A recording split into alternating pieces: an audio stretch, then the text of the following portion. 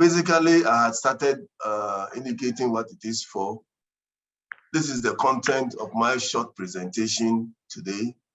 The purpose of road users, types of roads, etc., and right-of-way issues. Right-of-way issues, I would just want to bring it up because it's also critical. Now, I had just started by saying that what is the purpose of roads? Roads perform main functions, movement from one place to the other, and then also have the access to properties. If you look on the right, there's the speed. As speed goes up, you want to move people from one side of the city or one part of the country to the other, so movement. And you want to reduce access as much as possible. So some time ago, you had the motorway, which had very restricted or limited access. Unfortunately, today, that limited access has been compromised simply because of the unbridled nature of our urbanization.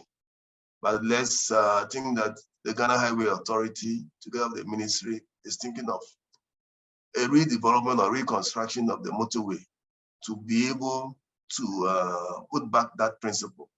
You will have an arterial system, which will be the current 4-lane road, which is in concrete, and you have access roads or service roads, which will be on the sides, 3 lanes in each direction. Then the properties or commuters can have access onto that one without necessarily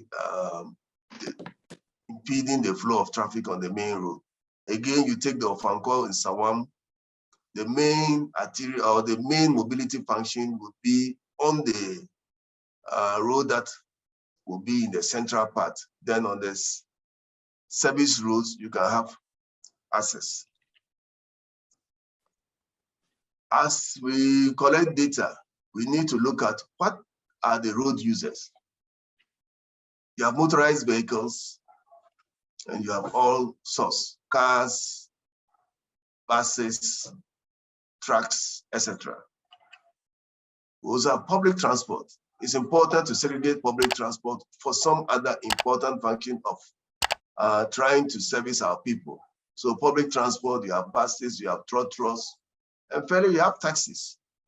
Of late into our public transport stream, we have almighty Abubuya. You go up to some of our cities, that is virtually competing with the taxi system. It has its own challenges. But if you are doing any traffic service, you need to recognize that as well. Then the vulnerable road users, the pedestrians, and bicycles or cyclists. Again, the law there says that just one person sits on a bicycle and rides from one point to the other. But on this particular bicycle, the big brother is carrying his 2 sisters. And there are instances that you see a mother and 2 kids, and so on and so forth. That is the misuse of that. But basically, we need to recognize that function. So you have the motorized vehicles, you have public transport, which we have isolated or which have isolated, you have pedestrians, bicycles, etc. I'd also talked about types of roads, the major and minor arterials, which in an urban environment will also be the main public transport routes. Collectors are the roads that will come out from your arterial system into the neighborhoods. So for instance, if you come out from Tetekwashi interchange onto the Shashi road, it's a collector. If you come out from Tetekwashi interchange onto the Lagos Avenue, that is a collector. Again, mobility is important. You also want as much as possible because it's a public transport route. Unfortunately, times where that some of these collector roads basically were for that function. You had limited commercial activities. Today, virtually every part of our city, you take a road, and then the land use patterns are changing so frequently that you virtually lose that mobility function, because then commercial activities come up. You take a Lagos Avenue, and fairly every other spot is either a bank, some commercial activity comes in there, a restaurant, etc., without the requisite facilities that go with it. Requisite in this sense, I'm talking of parking, etc. On the urban road, you have the local roads, which are bicycle paths and walkways. The highways of feeder road system, basically the motorways, are national roads, the interregional roads and regional roads, as well as the feeder roads. Feeder roads, we have the inter-district routes, etc. I just wanted, before I go to the traffic data collection, to talk a little bit of right-of-way for the type of our roads. The ministry and urban roads have a road reservation management manual. On this road reservation management manual, it's clearly indicated the reservations of our routes. So for the major arterials, if it's 90 meters, how that should be. If it's a minor arterial, if it's a highway, if it's a motorway, what is the reservation? And what is critical here is the position of the utilities as far as this particular reservation is concerned. The utilities are mainly at the limits of the reservation. But when we are designing, I'll come down to that. Where the existing road exists, what is that relationship to the right of way? Is the existing road in the center of the right of way? Is the existing road to the side of the right of way, or so on and so forth? We need to take that into consideration. I do remember that we had lost part of the N1 or the motorway between Petakwashi and Apenkwa, simply because of this interpretation. Because there was a road, and after the Dimple Junction was done, the understanding was that, yes, the road was more to the right-hand side, and a portion of that was then rezoned. If you go up to Awulu, we have land there that was part of the motorway, but was rezoned and became residential development. Today, if we are going to widen the motorway to the 10 lanes that we are talking of between Tetakwashi all the way to Apenkwa, we now need to go back and buy land, because that is expensive urban land, but that was originally part of the motorway. Again, with the right-of-way management, I had talked a bit about access. If you look at the Liberation Road, largely the Department of Urban Road has preserved the integrity of that road. Integrity in the sense that very limited access. You look at very important government buildings along that route. The Ministry of Foreign Affairs, its main access is from the back. It's just at the back today, you go there now, all sorts of commercial buildings are defacing that. And the road itself, they are destroying what the government has done. If you go up there, it's a seat of government, the Jubilee House. The Jubilee House access is from the back. The main access in front is for important occasions that the head of state or head of government will meet people and that gate will open. But the main access into Jubilee House is from the back. We've had instances that other developments along that have made attempts to take direct access from Liberation Road. And the Department of Urban Roads, as well as the Ministry of Roads and Highways, have resisted it, simply because this is a major arterial and you want to resist direct access onto it. Recently, I've just seen that one or two people are pushing their necks and opening direct access. I think as part of this, we should be drawing the Department of Urban Roads' attention to try as much as possible to negotiate that out. Because almost all those developments have access at the back. And that's because that route is a major arterial, it's a public transport route. And as you go along, you might need to develop to open up that route, and you might not have that space. Again, it's important for us to protect that right of way. Recently, the Ghana Highway Authority has been raging battles with the assemblies. You go ahead of Bellagio, and someone is putting up a development right inside the motorway reservation. That is something that we need to look out for.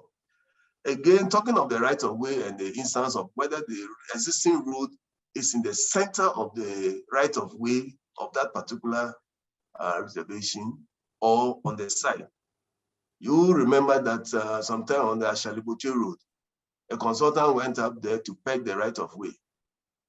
Though the existing road exists, he took the existing road as the center of the road reservation.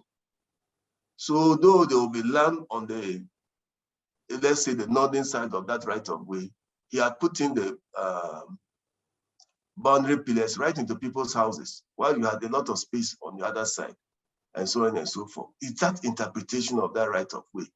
And so I think that as practitioners, the right of way is there. Before we do any design, let's set out that right of way and then decide where is our best location for our carriageway if we do not have the capacity to do the entire road. And then find ways of protecting the rest of that reservation. Because the good news is that that road that you have is what the planners, together with the transportation people, had put out in the layout. And once the layout is approved, it means that our roads are also approved on that scheme. And all of us need to work to that. So the land use planning and the transportation planning, there should be some harmonization. Then the major issue is the acquisition of that right of way, but I believe that that will be a discussion for another day. Coming back for the need for road use data, I'd indicated this before when we had challenges with sharing the slide for network planning. And that data is critical. What exactly is my network going to be like? And that data, we need to collect that regularly because that data is critical. We need to simulate it and see what is the level of service of my entire network. And today we do have professionals who have that ability to pick data and tell us that, oh, this is the way the network is. What is the level of service of our network? Can we improve it? What is the level of service of our intersections? And in doing this network planning, we need to start putting in a lot of places to be able to synchronize with the land use planners. Because we in the road sector might not have a direct control on the land use planning because the assemblies are those in charge. You develop a system, then somebody gets up one day and puts a shopping mall in the corner. That changes it. Roads are, you have real estate developers come in, put up huge estates. That generates traffic, and that has its challenge. But the first thing for the data, for us to use road data is for network planning, to be able to understand whether this road is a national road or regional road, is a metropolitan arterial road, or a public transport network. If you are doing a public transport network, let's remember that we should have some space somewhere one day to be able to provide a public transport route, because that is where all the big cities are going to, BRT. Then also for design. When somebody designs a road, what is the basis? It's the traffic data. You just don't design a road. What is the basis of your design? The geometry should be on traffic. The junctions should be on traffic. You design a road, open up a junction, only to realize that my left-hand lanes or my left-hand movements are heavy. It only comes as an afterthought. So you find two lanes, suddenly one of those lanes has been taken over by people doing a left turn. So everybody else is struggling to move onto one side and just move on one lane. If at the beginning of the design, we had done some of our basic traffic analysis, we'll have noticed that, yes, this junction connects up onto a collector, and that will lead up into a huge community. So the potential of left turns is high. So in terms of my design, I need to do a segregated left turn, or even not segregated, or provide a left turn there. And then, so instead of 2 lanes at the junction, I might need 3 lanes. But what is even the basis of the 3rd lane? Is the data. Based on the analysis of my junction, the data did tell me that, or did show that I might need 3 lanes or 4 lanes or whatever. And I do think that today, our time, we used to use a TPAC that you enter, it will tell you, but today there's so many. There's all sorts of modeling systems that can help in terms of what your design is. But all that you need data to feed in. Without that data, the systems will not work. So we need data for design. Then we also need that road traffic, that data for operations and maintenance, road safety. the education, information guidance. Because today you have very variable messaging systems. If you do know that based on my travel time studies, I do know that this particular part of my network is congested. I should be able to give information ahead to the public that, yes, this section is congested, but these are the alternatives. And those alternatives will exist based on that network. So that is the need for the data. So let's talk a little bit on the data for network planning. We, as an institution, should be collecting routine traffic data, an annual national traffic data plan. And I do know that all our institutions, GHA, airport of feeder routes, we all do have systems that we have that we use to collect data, master stations, screen line counts, turning movement, etc., etc. I don't think that I need to go into that. I do know that all of us are quite aware of that. But that is locations that we have to regularly collect data. And that data becomes necessary because it helps anybody who comes into the system. Once your traffic data, you now don't go back and say that, oh, the last time I collected traffic data was in 2014 or was in 2012. Things have changed. Can somebody plan with that? Not at all. So we need to look at that routine traffic data collection. Then, obviously, once we take that data, we can analyze it. Once we analyze the data, it gives us the trends. What is my growth rate? I've looked at this master station, which has been there for the past 30 years. What has been the trend? What's the growth rate like? What is my peak period like? And so on and so forth. Then with that, you can analyze. What can I do with this? But without that data, it becomes very difficult. Like I say here that the resource for secondary data for network planning, feasibility studies, and preliminary designs. Because you have that. Once you have that rich data, then the rest can come on. Oh, I'm doing this. I look at your data and I think that this is missing. So I can do a 1 week traffic survey. I can do a 2 weeks traffic survey just to fill in that gap. But currently we do not have that basis, or if we have that basis, it's a little bit old. So we need to routinely take this traffic data collection seriously. So because that is the basis of almost everything that we do as an institution.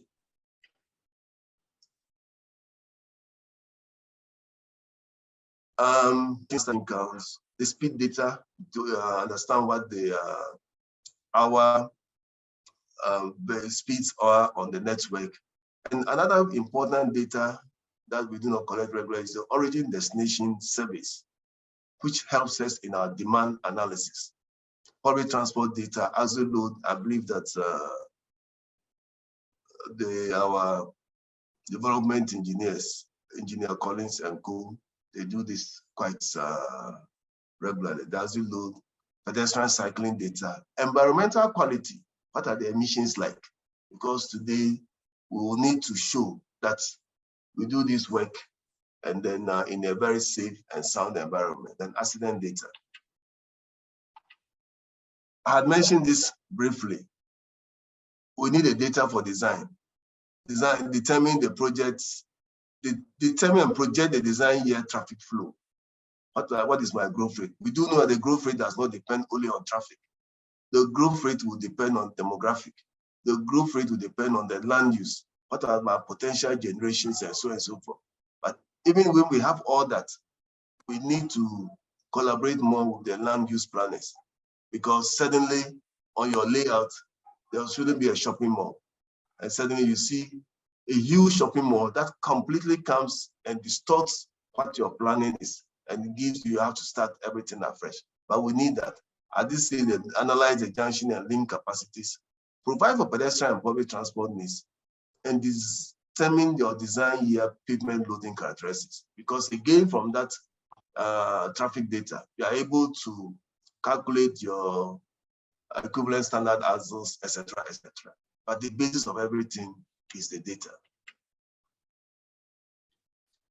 So I had indicated that we have a lot of this kind of data that we collect, maybe if it's yearly, if it's biannually, and so on and so forth. We can always come back and do other primary data collection just to maybe check on whether this data that I have, is there something that I've left out? So vehicle classification counts, intersection counts, public transport service. Those days we used to go into the trust just to be able to understand what the occupancy rates are, what are the terminal utilizations, and so on and so forth. And I do think that it's still relevant, especially when we're thinking of BRTs in the urban environment. Gamma area, that's the Greater Accra metropolitan area, or the Greater Kumasi metropolitan area, and potentially Skindita Krade, where we have oil, and then traffic growth has increased tremendously. Pedestrian counts are very important. The axle loads and OD surveys is required. For data for operations and maintenance, largely dependent on routine traffic data collection, which I had indicated earlier. Again, you need, if you have a central control traffic signal system, you have live data that can be kept. Because if we do not collect this data routinely and then go back to look at even our traffic lights, their operations, with improvements of economy and the growth factors in terms of traffic, we should routinely go back again and look at the signal timings so as to be able to have a basis for improving those signal timings to relate to the changing times. But the best actually is to have a central control system that the traffic systems can be adaptive and change based on the traffic flows. So that's the highest. Okay. Now, what is the availability of traffic data in Ghana?